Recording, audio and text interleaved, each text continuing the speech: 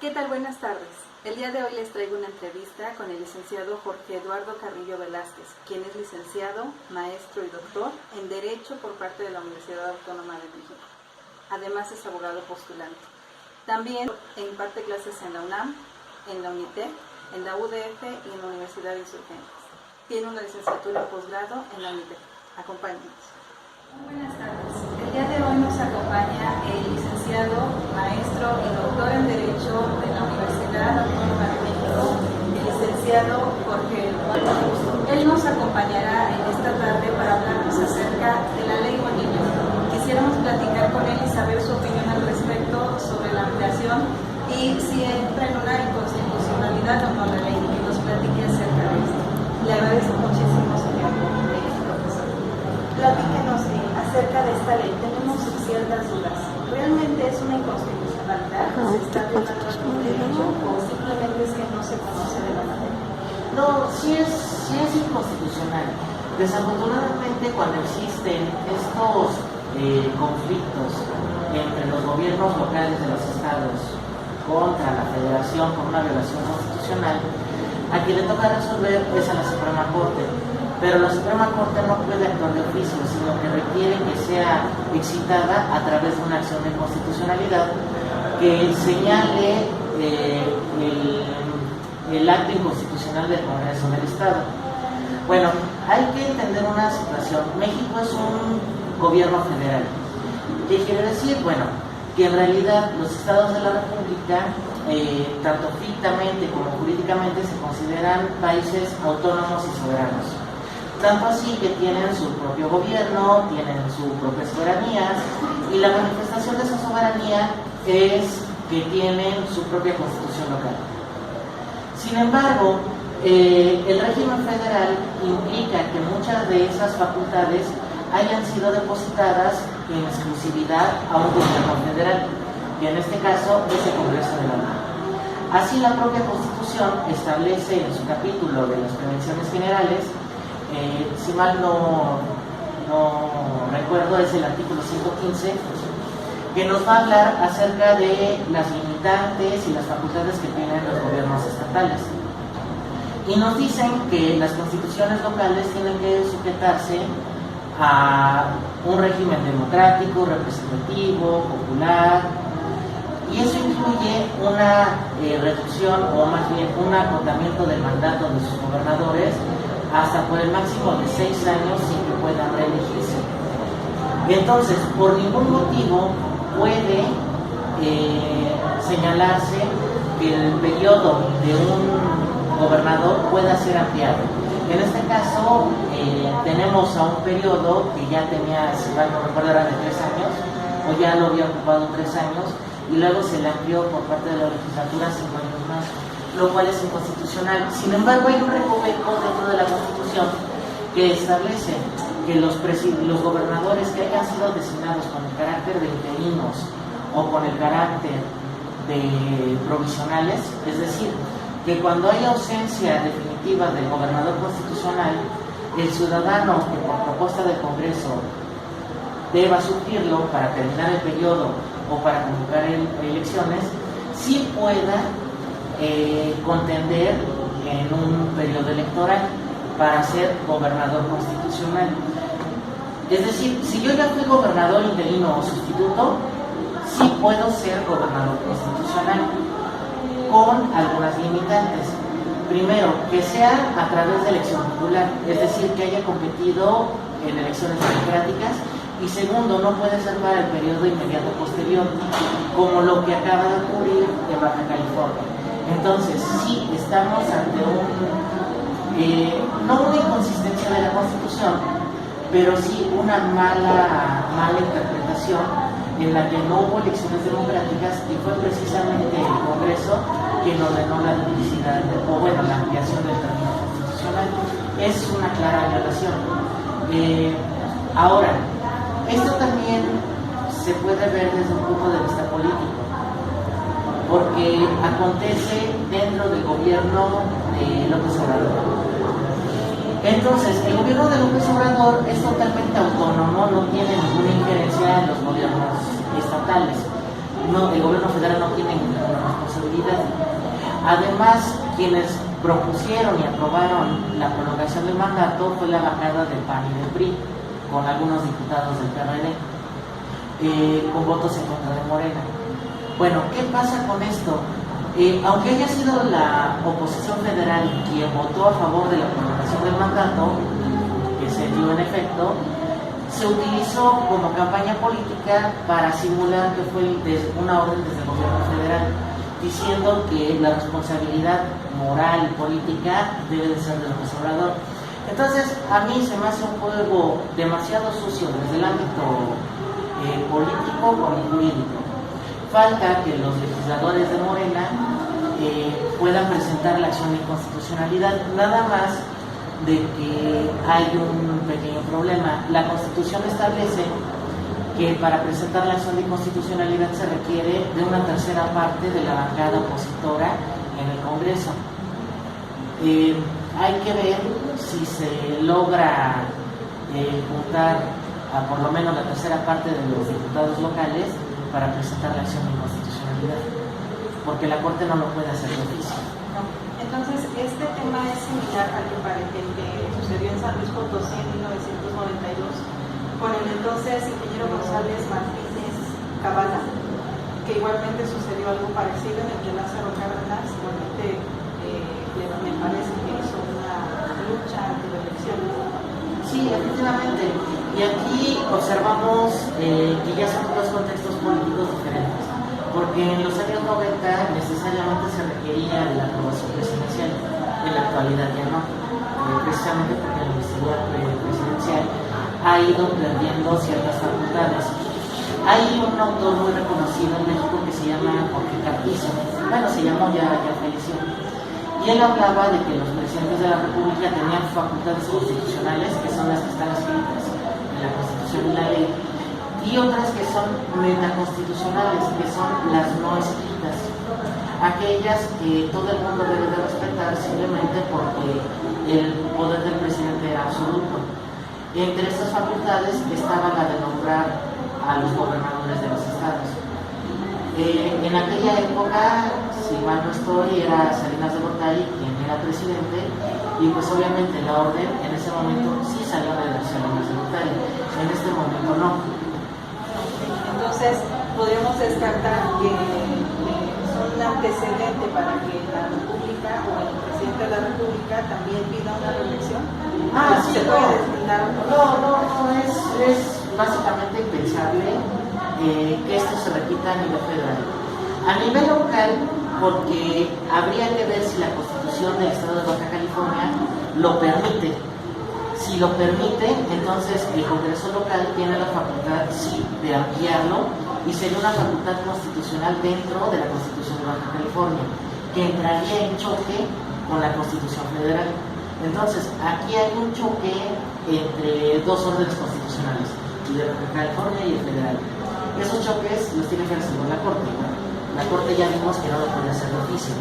En el caso de la autoridad federal, como es el presidente de la República, es un acto enteramente constitucional federal. ¿Por qué? Tanto el periodo presidencial como sus funciones están únicamente contemplados en la Constitución federal.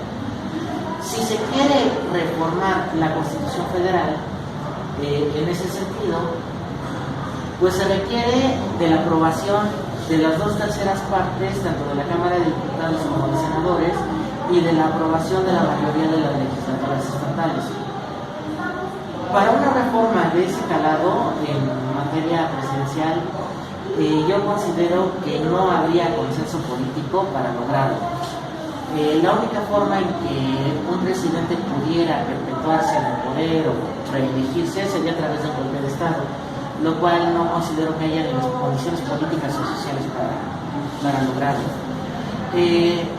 La segunda, muchos le tienen miedo a la reelección de López Obrador, sin embargo, hay que atender que la mayoría de los presidentes se atraviesan por un periodo de envejecimiento muy grande durante su diseño, y además López Obrador pues ya está enfermo del corazón, pues ya es un adulto mayor, y dudo mucho que alcance la vitalidad para ni siquiera intentar reelegirse.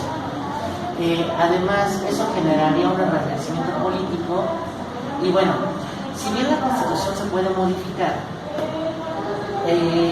la Constitución nace de un órgano que se llama el Poder Constituyente, que es el encargado del poder soberano, ¿no? Del poder absoluto del Estado.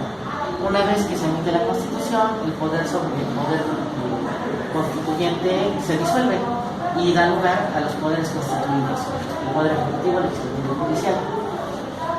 Los doctrinarios nos han dicho que existe un constituyente permanente, que para lograr los fines del Estado y adecuar la Constitución, se permite su modificación a través de este constituyente, que no es otra cosa que el Congreso de la Unión reunido con las legislaturas de los estados, pero sus limitantes están precisadas en la doctrina.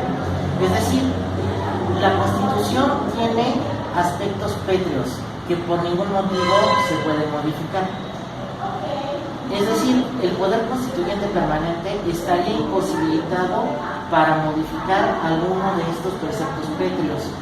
¿Cuáles son? Bueno, los que están plasmados desde 1857, que México sea una república democrática, federal, con separación de poderes, cuya titularidad de los bienes de clero sea estatal. O sea, este tipo de preceptos que están desde las leyes de reforma y que incluso permearon en la Revolución Mexicana, no pueden ser modificados por el constituyente permanente, porque entonces entraría en violación con la propia Constitución del artículo 136. El artículo 136 de la Constitución nos establece que si por causa de perturbación grave a la paz pública o por imponerse un gobierno contrario a los intereses del pueblo se modifica o se altera el espíritu constitucional, tan luego como el pueblo recobre la libertad, se declarará nulo lo actuado por ese gobierno usurpador y se restablecerá el orden constitucional. Entonces, si se llegara a alterar alguno de estos preceptos pétreos de la Constitución, de facto se consideraría que es un gobierno usurpador y por lo tanto, cuando llega un gobierno legítimo, se tendría que anular todo lo actuado por ese gobierno, incluyendo las reformas que se hicieran a la no reelección. ¿Sería lo mismo entonces que pasaría con Baja California en caso de que se llegara a extender a 5 años? En este caso no, porque ahí entraríamos directamente a un tema de constitucionalidad local. Yo te platico de la imposibilidad de que el presidente de la República se reelija. ¿Por qué? Por el espíritu constitucional federal. Pero el espíritu constitucional federal es distinto al constitucional local del Estado de Baja California. Entonces, el Estado de Baja California puede legislar como se le pegue la gana. ¿Por qué? Porque es un Estado soberano que en algún momento se consideró un país independiente. De hecho, en algún momento declaró su independencia. ¿Qué pasa? Aquí tenemos dos constituciones, la de Baja California y la federal. Constitucionalmente, desde la ley de Baja California es correcto lo que hicieron, no hay problema, la ampliación de mandato. Desde el punto de vista de la Constitución Federal, viola la Constitución Federal, no la local. ¿Por qué? Porque la Constitución local, más bien la Constitución Federal, prohíbe que se prorrogue el mandato de los gobernadores. La Constitución local no. Entonces, la Constitución Federal te dice que sí, o más bien la Constitución Federal te dice que no, pero la local que está más abajo te dice que sí. ¿A cuál se le hace caso? Pues obviamente el gobierno local le hará caso a la Constitución local. Aquí, al haber un choque de órdenes vigentes, quien tiene que resolver es la Suprema Corte, es decir, quien tiene que anular la reforma hecha a la Constitución de Baja California o el decreto expedido en Baja California es la Suprema Corte. Hasta en tanto la Suprema Corte no se pronuncie con la invalidez del acto en Baja California, será un acto jurídicamente válido.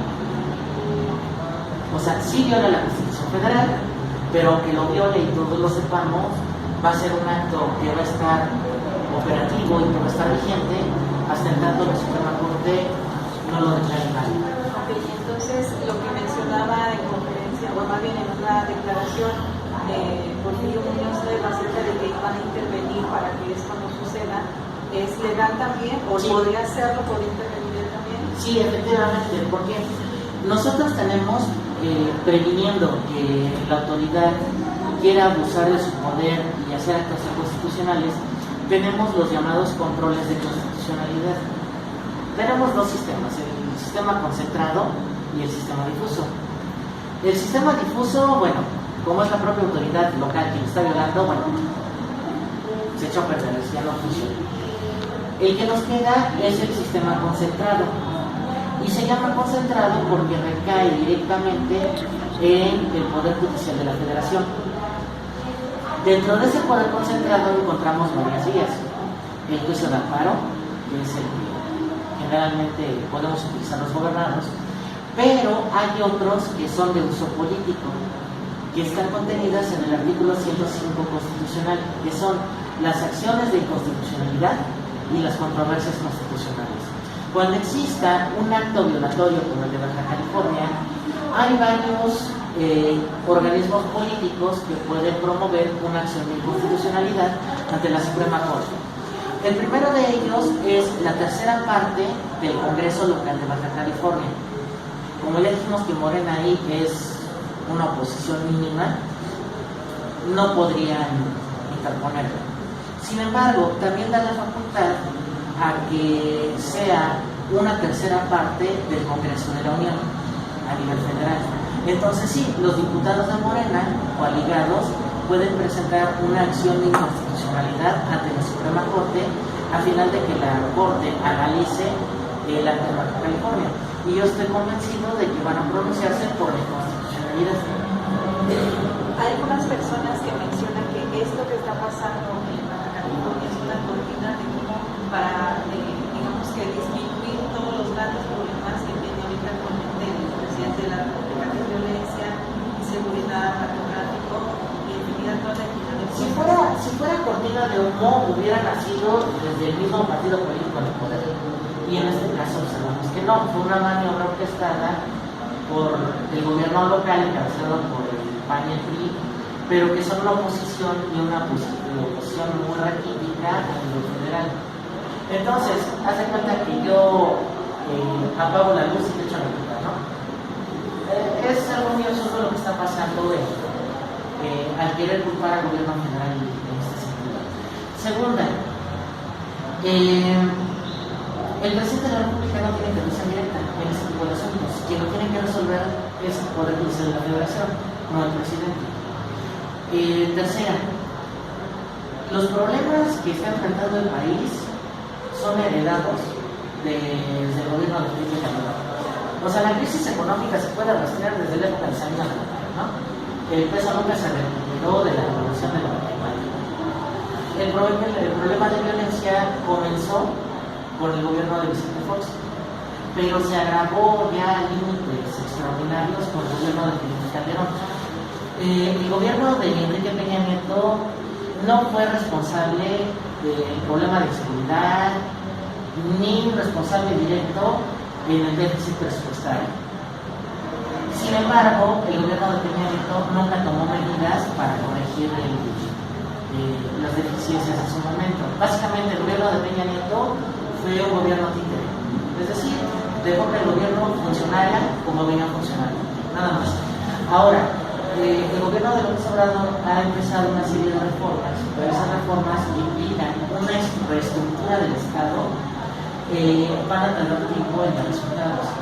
Porque, te comentaba, el artículo 136 nos establece que todo lo establecido por un gobierno usurpador no tiene validez. Entonces López Obrador conoce este artículo y ha tomado la bandera de que los presidentes del gobierno neoliberal han sido gobiernos usurpadores. Por lo tanto, las reformas del Estado que se hicieron desde los años 90 son inválidas y su gobierno está enfocado en ir destruyendo una a una las reformas que se hicieron desde los años 90 para que se restablezca el espíritu constitucional como estaba hasta los años 80. ¿Por qué? Porque la Constitución, bueno, surge de un proceso revolucionario y ahí, en ese orden constitucional, bueno, pues estaba el repartimiento de tierras a los campesinos, el respeto a los derechos del trabajo, la educación pública y gratuita, el control directo del Estado en factores económicos. Y curiosamente esos elementos fueron los que se desvanecieron en los años 90 con el gobierno neoliberal. Lo que hace López Obrador es tratar de tomar las riendas de todo lo que el gobierno neoliberal delegó en organismos autónomos o en particulares. O sea, estaba criticando, más bien estaba deseando la misma acción, estaba haciendo lo mismo, 3 personas distintas. Exacto, y eso es lo que se refiere a López Obrador cuando tenemos una burocracia gruesa. Porque el trabajo que hace uno, o que podría ser una secretaría, sus funciones están divididas en varios organismos autónomos que no tienen razón de ser y que por la autonomía de esos organismos tienen cuentas opacas y tienen autodeterminación presupuestal, es decir, forman parte del gobierno, pero se gastan el dinero como quieren y no le rinden cuentas al gobierno federal. Eso es contando lo que ha criticado el Obrador de los organismos autónomos. Ahora lo que se intenta es tratar de reducir la obesidad gubernamental que se ha visto corriendo a muchos funcionarios de confianza para ejercer menos gasto corriente y tratar de concentrar la mayor cantidad de facultades directamente en el gobierno federal. Por eso es de que muchos atacan al Obrador de que es un autoritario. No es autoritario, simplemente está recuperando las funciones que en los años 90 se habían otorgado a organismos autónomos. Nada más. Y no está entrando en conflicto precisamente Bonilla, que es parte de Morena, con esto que está en contra de lo que está luchando López Obrador. Sí, definitivamente. Y aquí viene algo también López Obrador políticamente se ha mostrado muy amplio. Morena sí está reconocido como partido político, pero su propio nombre lo dice, movimiento. Y López Obrador siempre ha señalado que es un movimiento plural. ¿Qué quiere decir esto?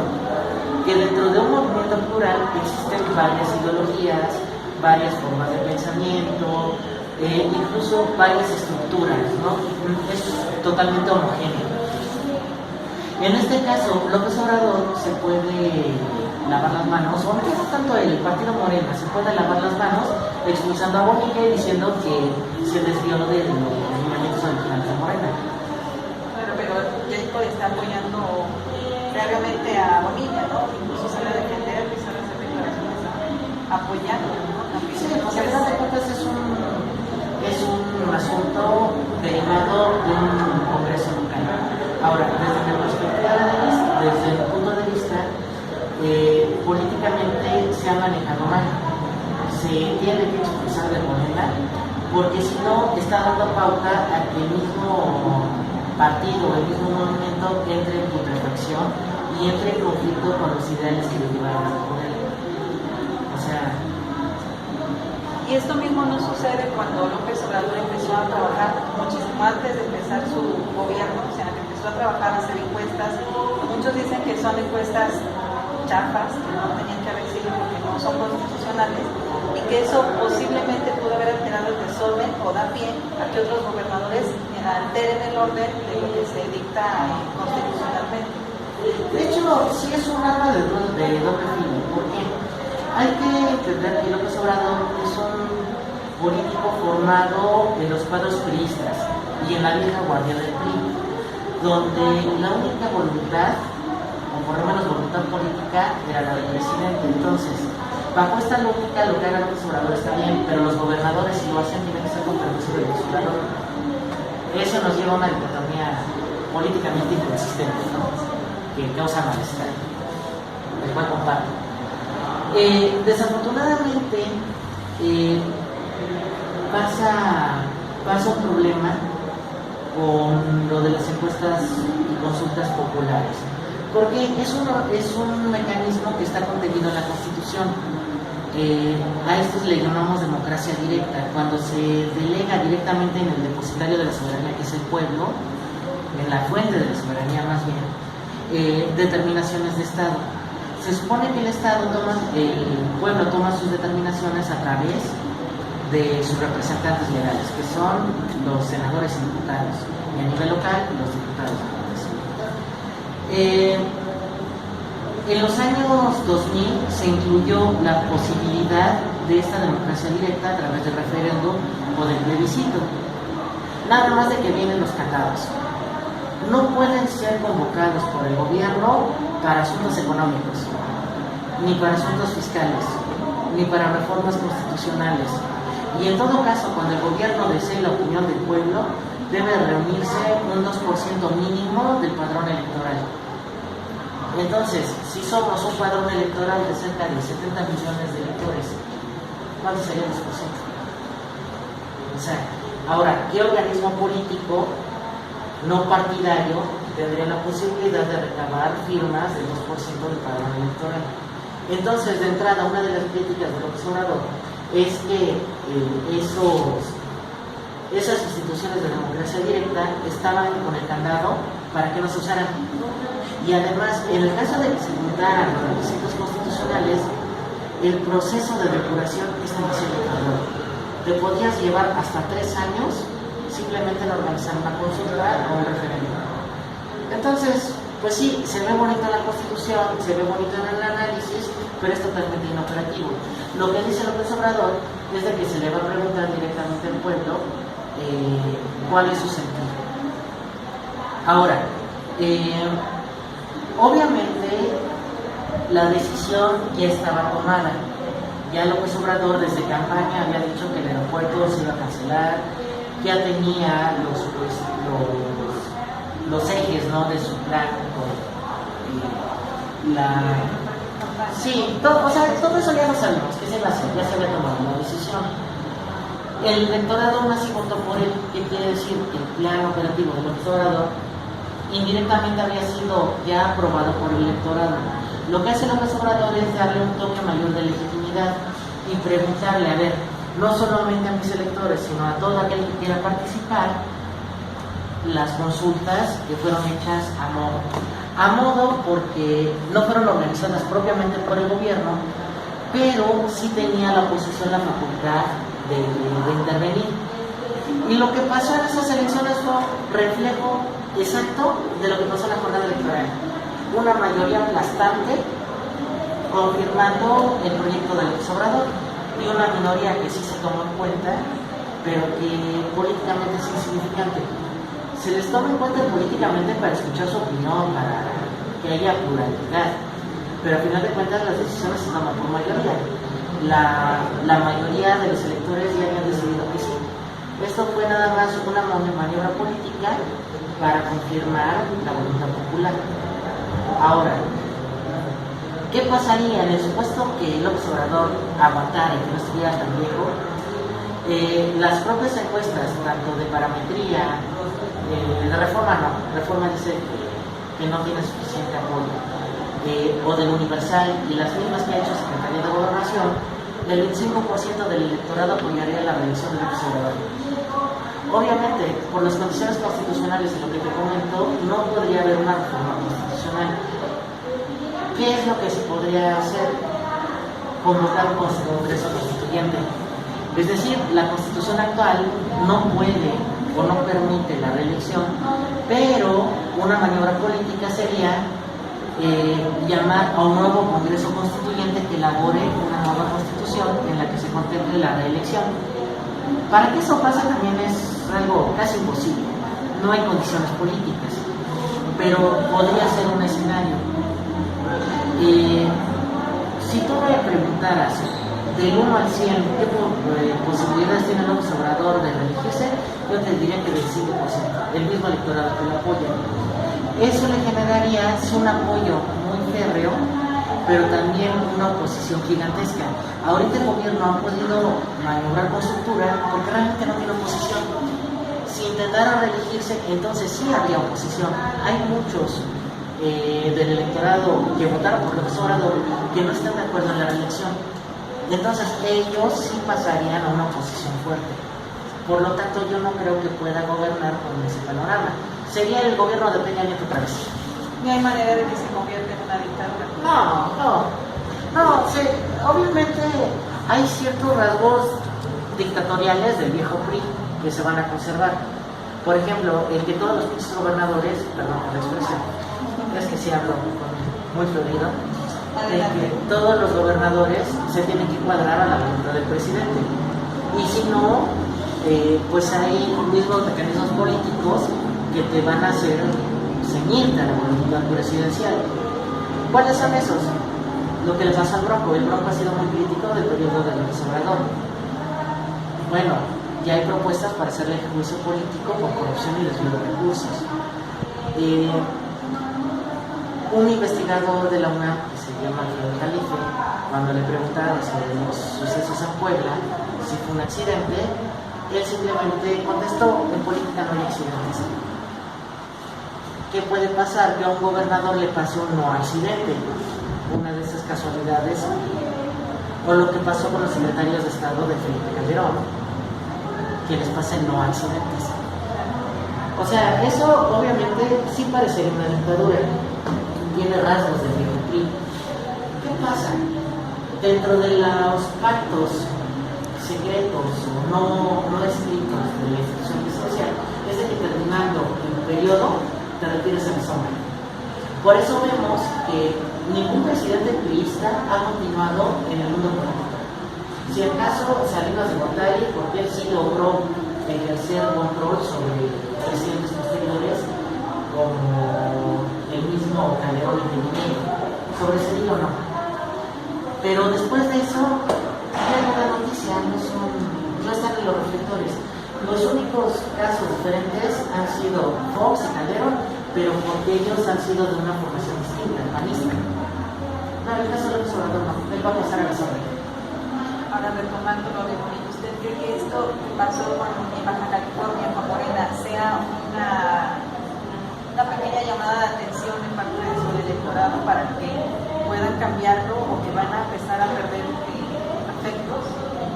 O que tal vez no se respalden este apoyo y puedan decirle sí adelante a los Es que viene algo que es muy curioso en México y que nunca se había dado, porque quien lo cuestiona es López Obrador. Ahora, si hubo o si arrasaron los gobernadores y los alcaldes de Morena junto con diputados locales, fue por el llamado que hizo López Obrador, no porque el electorado los conociera o estuviera a favor de ellos. Ahora, ¿qué va a pasar? En el caso de Bonilla, el electorado de California totalmente se va a volcar en contra de Bonilla, porque no aprueban no es una reelección, no aprueban su continuidad del mandato. Sin embargo, siguen apoyando a López Obrador. Entonces, aquí Bonilla serviría como una especie de chivo expiatorio. Todo lo que se haga mal dentro del gobierno, el único responsable va a ser Bonilla, porque el electorado de Morena apoya a López Obrador, no a Bonilla. Con esto terminamos y le agradezco mucho por su tiempo. No, ¿de qué necesitamos? Gracias.